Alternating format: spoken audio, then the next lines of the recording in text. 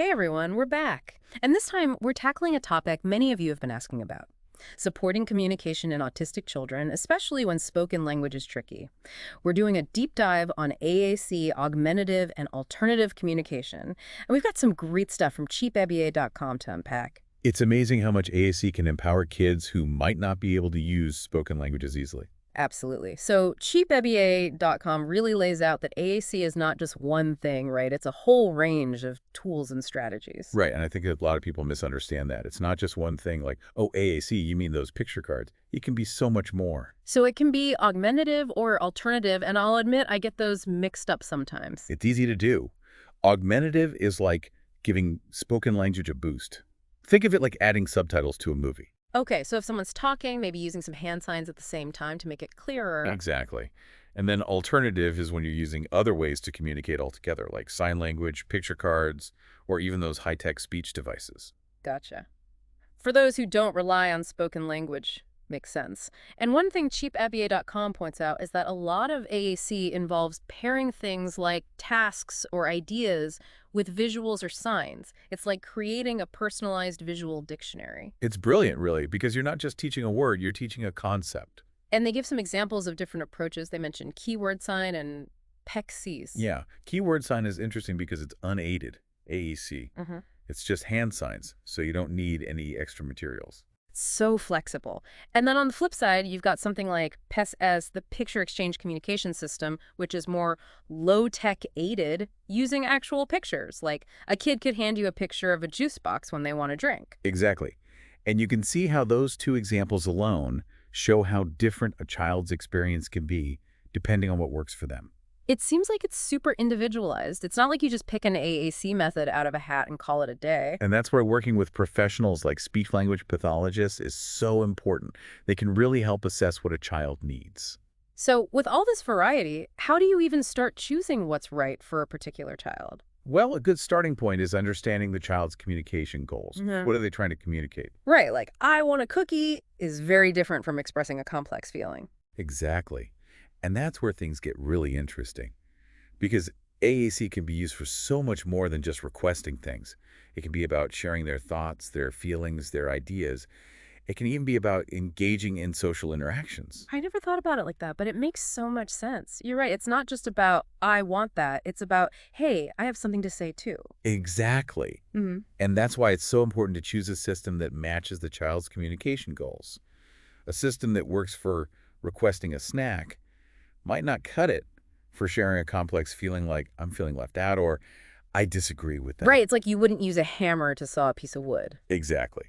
And beyond the child's needs, you also have to consider what's practical for the people around them. Oh, that's a good point. I hadn't thought about that. If an AAC system is too complicated or difficult to use, it's going to be harder for everyone to communicate effectively. It's like having a fancy new phone with all the latest features, but nobody can figure out how to make a call. What's the point, right? Exactly.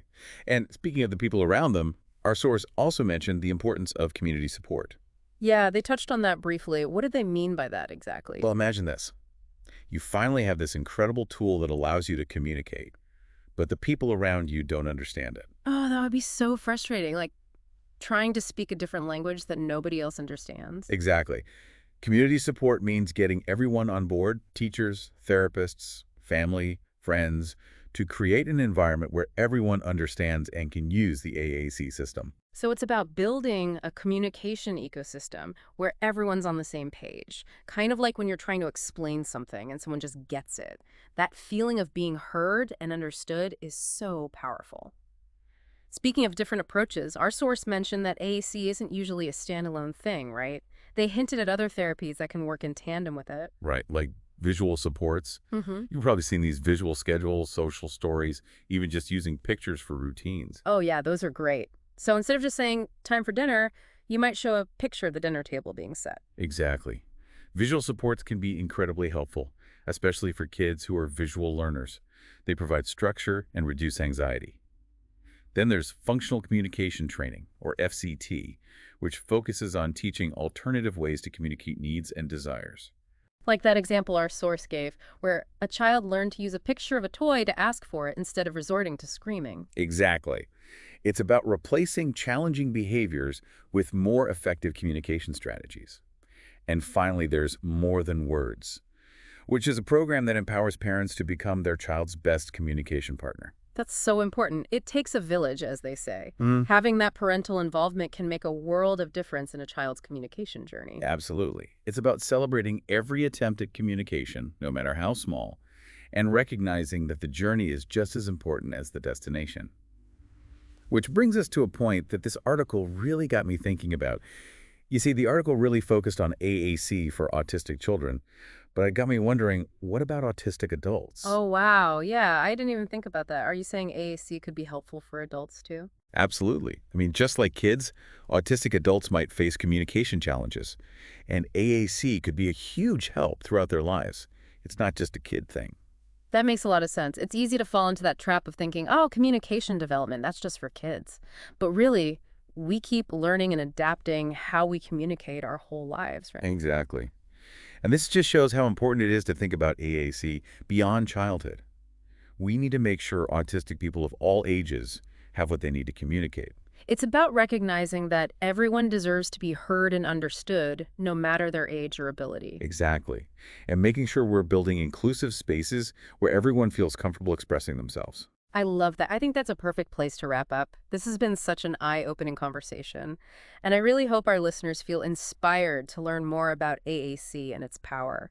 It's about so much more than just words or symbols. It's about connecting with others, understanding each other, and empowering autistic individuals to share their voices. I couldn't agree more. It's been great diving into this topic with you. And a huge thank you to all of you for listening and joining us on this journey. Remember, every step you take to understand and support communication, no matter how small it seems, can make a world of difference. Until next time, keep those questions coming, keep exploring, and keep those conversations going.